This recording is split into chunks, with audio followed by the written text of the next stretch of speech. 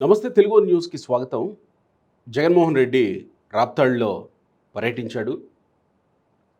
వాస్తవానికి నిన్న అప్సాన్ రాజేష్ గారు ఇక్కడ కూర్చున్నప్పుడు రాప్తాడులో గత వారం రోజులుగా జరుగుతున్న ఆ ఎంపీపీ ఎన్నిక సందర్భంగా ఆ తర్వాత జరిగిన ఒక గొడవ నేపథ్యంలో లింగమయ్య అనే వ్యక్తి మరణించడం, ఆ మరణించిన నేపథ్యంలో జరుగుతున్న రాప్తాడు ఉద్రిక్తతలకు సంబంధించి రాజేష్ గారు నిన్న విశ్లేషణలో మాట్లాడిందేంటి?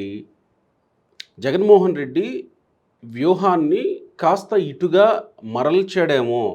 అంటే రాయలసీమలో గతంలో అతి ఎక్కువ సీట్లు సంపాదించిన జగన్మోహన్ రెడ్డి ఇప్పుడు అతి ఎక్కువగా సీట్లు కోల్పోయాడు 2024 వచ్చేసరికి. ఇక్కడ మళ్ళీ ఫ్యాక్షన్ నేపథ్యాన్ని లేపి కాస్త రెచ్చగొట్టే ప్రయత్నం జరుగుతుందేమో అనేటువంటి విశ్లేషణ మనం విన్నాం. కానీ ఈరోజు జగన్మోహన్ రెడ్డి మాట్లాడిన దానికి, నిన్న విశ్లేషణ చేసుకున్న దానికి పోల్చి చూసినప్పుడు జగన్మోహన్ రెడ్డి అదే లైన్లో వెళుతున్నట్టు అనిపిస్తుందా? ఆయన ఎక్కువగా పోలీసుల్నే టార్గెట్ చేశాడు. విజయవాడ జైలు దగ్గర వంశీని పరామర్శించడానికి వెళ్ళినప్పుడు మాట్లాడినా, లేదా ఇంకొకళ్ళ దగ్గరికి వెళ్ళిన పరామర్శకు వెళ్ళి మాట్లాడినా పోలీసుల్ని బట్టలోడదీసి కొడతాం, యూనిఫామ్ విప్పించి సారీ చెప్పిస్తాం, సప్త సముద్రాల వెనకున్న సొక్కా పట్టుకొని లాక్కొస్తాం అనే మాటలే మాట్లాడాడు. మరి ఇక్కడ జగన్మోహన్ రెడ్డి తన వ్యూహాన్ని పోలీసుల మీదకి ఎందుకు మళ్ళిస్తున్నాడు? లేదా ఫ్యాక్షన్ని రెచ్చగొట్టే దీంట్లో ఈరోజు చేసిన కామెంట్స్లో ఏమన్నా నిన్న చేసిన విశ్లేషణకి మ్యాచ్ అయిందా? రాజేష్ గారే మనతో ఉన్నారు, ప్రముఖ రాజకీయ సామాజిక విశ్లేషకులు. నమస్కారం రాజేష్ గారు. నమస్కారం. నిన్న మీరు చేసిన విశ్లేషణకి ఈరోజు జగన్మోహన్ రెడ్డి మాట్లాడిన దానికి కనెక్ట్ చేసుకోవచ్చా? 100కి 100 రాయలసీమలో జగన్మోహన్ రెడ్డి రాజకీయపు వ్యూహాలు ఎలా ఉండబోతున్నాయి అనేది నాకు ఒక క్లియర్ అంచనా ఉంది. అదే అంశాన్ని నిన్న మీ దగ్గర వ్యక్తం చేయడం జరిగింది. అవును. దానికి అనుగుణంగానే ఈరోజు జగన్మోహన్ రెడ్డి గారి ప్రసంగం, ఆయన ఎంచుకున్న నియోజకవర్గం, అక్కడ ఆయన ప్రస్తావించిన అంశాలు, హెలికాప్టర్లో దిగిన తీరు, ఇవన్నీ అంటే 2019 మార్చి 15వ తారీఖు జగన్మోహన్ రెడ్డి గారి చిన్నాన్న హత్యగా గావింపబడ్డారు. కానీ ఆ రోజు ఆయనకి హెలికాప్టర్ దొరకలా. ప్రధాన ప్రతిపక్ష నాయకుడు. ఎవరు ఆయనకి చార్టెడ్ ఫ్లైట్లు కానీ హెలికాప్టర్లు కానీ ఇవన్నారు. ఆ రోజు మాత్రం సొంత చిన్నాన్న చనిపోయిన కబురు ఆయనకి తెల్లారుజాము 4 గంటలకే వచ్చినా కూడా తాపీగా సాయంత్రం 4 గంటలకు చేరుకున్నాడు. అంటే ఇక్కడ కార్యకర్త నాయకుడు చనిపోయాడు కాబట్టి నా ఇంట్లో వాళ్ళకంటే ప్రాముఖ్యం నా కార్యకర్తలు, నా నాయకులు అని చెప్పాలనుకున్నారేమో మరి. మేబీ అంటే ఆ రోజు కనీసం సంఘటన జరిగిన రోజు సాయంత్రం 4 గంటలకన్నా చేరుకున్నాడు. ఇవాళ సంఘటన జరిగిన 8 రోజుల తర్వాత వెళ్ళాడు. 30వ తేదీలో ఏమో జరిగింది. 9వ రోజు వెళ్ళాడు ఇవాళ. మరి కుటుంబం కన్నా కార్యకర్తే ముఖ్యం అని చెప్పుకోవడానికి అయితే ఆస్కారం లేదు. కార్యకర్తకు ప్రాధాన్యత ఇస్తే ఆ రోజుకి ఆ రోజు వెళ్ళి ఉండాల్సింది. సంఘటన జరిగిన రోజే కనుక స్పందించి ఉన్నట్టయితే. కాత ఒకటి ఉంది ఇక్కడ, జగన్మోహన్ రెడ్డి గారిది ఎప్పుడూ ట్యూబ్లైట్ స్పందనే. ఆయన జిల్లాలో అన్నమయ్య ప్రాజెక్టు బ్రీచ్ అయినా సరే, 2021 నవంబర్ 19 ప్రాజెక్టు బ్రీచ్ అయితే డిసెంబర్ 2వ తారీఖు వెళ్ళాడు పరామర్శకైనా.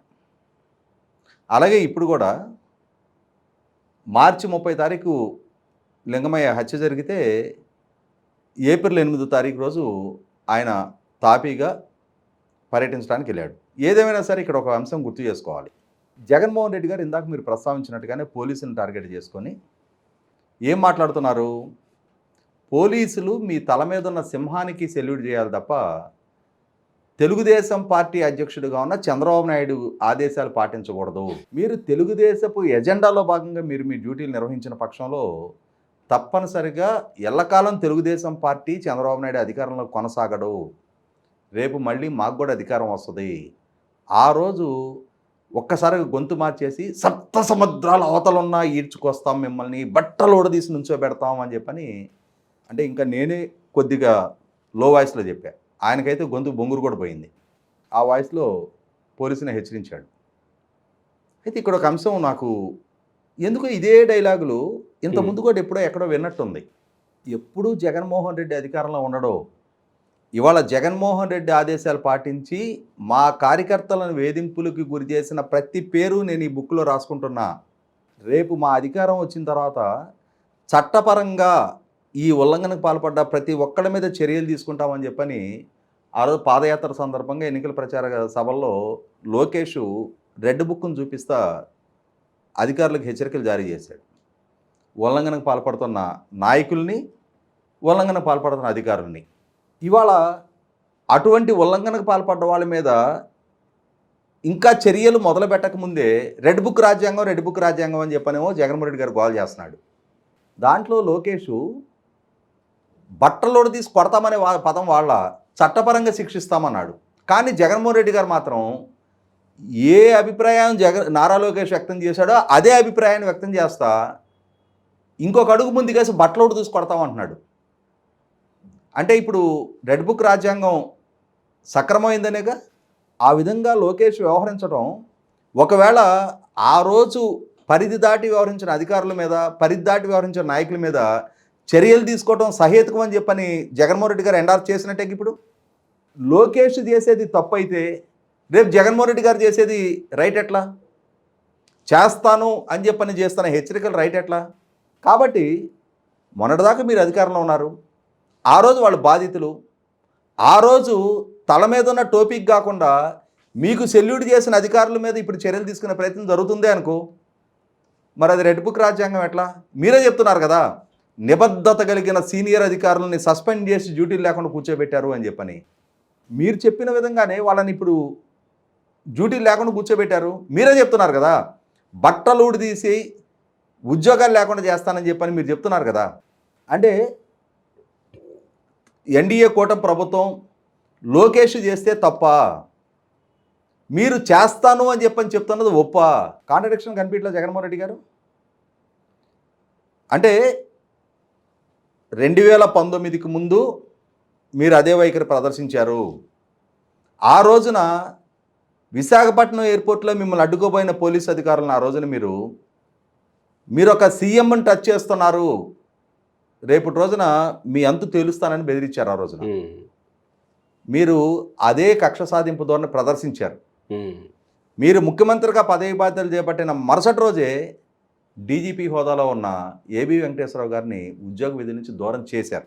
చాలామంది అధికారుల్ని కేవలం వాళ్ళకు సామాజిక వర్గీయులనే కారణంతో మీరు వాళ్ళని సంవత్సరాల తరబడి పోస్టింగ్లు ఇవ్వకుండా, జీతాలు ఇవ్వకుండా వేధింపులకు గురి చేశారు, వీఆర్లో అట్టి పెట్టేశారు. చాలామంది ఉద్యోగుల కెరీర్లతో ఆడుకున్నారు మీరు. అసలు సిసలు కక్షపూరిత రాజ్యాంగాన్ని అమలు చేసింది మీరు. ఇక్కడ నేను ఉదయం రాప్తాడు వెళ్తున్నప్పుడు ఫేస్బుక్లో ఒక పోస్ట్ చూసా. ఇది తోపుదుర్తి ప్రకాష్ రెడ్డి, పైన రాజారెడ్డి పెద్ద ఫోటో, పక్కన జగన్మోహన్ రెడ్డి.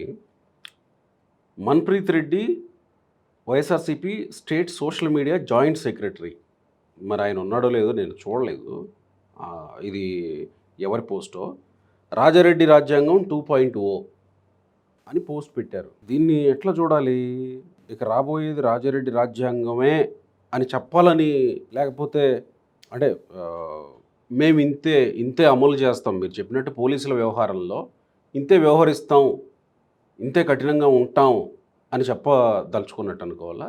ఒకటి వాస్తవం, జగన్మోహన్ రెడ్డి గారు ఒకసారి పాలకుడిగా బాధ్యతలు చేపడితే ఆయన ఉద్యోగులతో ఎలా వ్యవహరిస్తారు, ప్రత్యర్థి రాజకీయ పక్షాలతో ఎలా వ్యవహరిస్తారు, వ్యవస్థలతో ఎలా వ్యవహరిస్తారు, రాజకీయ సహచరులతో ఎలా వ్యవహరిస్తారు, కుటుంబ సభ్యులతో ఎలా వ్యవహరిస్తారు, తోడబుట్టిన చెల్లితో తల్లితో ఎలా వ్యవహరిస్తారు అనేది రాష్ట్ర ప్రజలకు ఒక స్పష్టత వచ్చింది.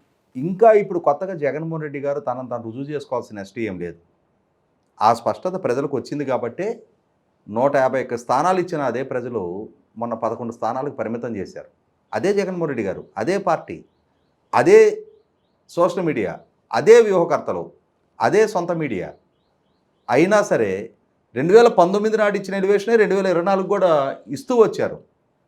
కానీ ప్రజలకు వచ్చిన స్పష్టత దృష్ట్యా ప్రజలు వాళ్ళు ఏం చేయాలనుకుంటున్నారో అది చేసి చూపించారు. కరెక్ట్. కాబట్టి ఇప్పుడు కొత్తగా జగన్మోహన్ రెడ్డి గారు 2.0 3.0 అని చెప్పని తను పరిచయం చేసుకోవాల్సల్లా. రాజకీయాల్లో ఎక్స్ట్రీమ్ అనే దాన్ని ప్రతిదాన్ని ఈ ప్రజలకు పరిచయం చేసేసాడు ఆయన. మీరు అన్నట్టు ఇప్పుడు మళ్ళీ ఫ్యాక్షనిజాన్ని రెచ్చగొట్టడము, లేకపోతే దాన్ని కాస్త ఇది ఓపెన్ చేస్తే మళ్ళీ రాయలసీమలో తన దీన్ని చాటుకోవాలనుకునేటువంటి ప్రయత్నం అయితే పోలీసుల మీదకి ఎందుకు వెళ్ళినట్టు, పోలీసుల గురించి ఎందుకు మాట్లాడుతున్నట్టు? అంటే ఇక్కడ అక్కడ ఉండే ఎస్ఐ సుధాకర్ని కూడా ఉద్దేశిస్తూ మాట్లాడారు ఆయన. ఆయన పోలీసుల్ని బెదిరిస్తున్నాడు. మీరు ఇప్పుడు ప్రభుత్వంలో ఉన్న పాలకుల మాట వినటానికి వీల్లేదు, రేపెప్పుడో నేను వస్తాను కాబట్టి వాళ్ళ మాట వినకుండా నా ఆదేశాలు పాటించాలి, మా వాళ్ళకి అణిగిమణిగి ఉండాలి, ఉండకపోతే ఏం జరుగుతుంది అనేది మొన్న మేము ముఖ్యమంత్రిగా ఉన్న రోజున మీకు రుచి చూపించున్నాం కాబట్టి మా చెర వదిలింది అని స్వేచ్ఛవాయువులను పీల్చుకుంటున్నారేమో, మళ్ళీ మేము రావడానికి ఆస్కారం ఉంటుంది అని చెప్పని బెదిరిస్తూ ఉన్నాడు. దీన్ని బట్టి పోలీసులైనా, ప్రజలైనా, ఉద్యోగ వర్గాలైనా, మీడియా సంస్థలైనా 5 సంవత్సరాలు జగన్మోహన్ రెడ్డి గారి పాలనా హయాంలో బాధితులుగా మారామనుకున్న ఏ వర్గమైనా సరే 1కి 2 సార్లు జాగరూకతతో ఉండండి. నా థ్రెట్ మీకు వదిలిపోలేదు, మీరేదో బ్రిటిష్ వాళ్ళ నుంచి స్వాతంత్రం దక్కినట్టుగా ఫీల్ అవుతున్నారేమో, 100కి 100 పాళ్ళు మళ్ళీ నేను రావడానికి ఆస్కారం ఉంది అని చెప్పని మనకి అరుంధతి సినిమాలో అతను చెప్తాడు కదా, వదల బొమ్మాళి నిన్ను వదలా అని చెప్పని. అలాగే జగన్మోహన్ రెడ్డి కూడా మిమ్మల్ని వదలా నేను అని చెప్పని పదే పదే స్పష్టం చేస్తూ ఉన్నాడు.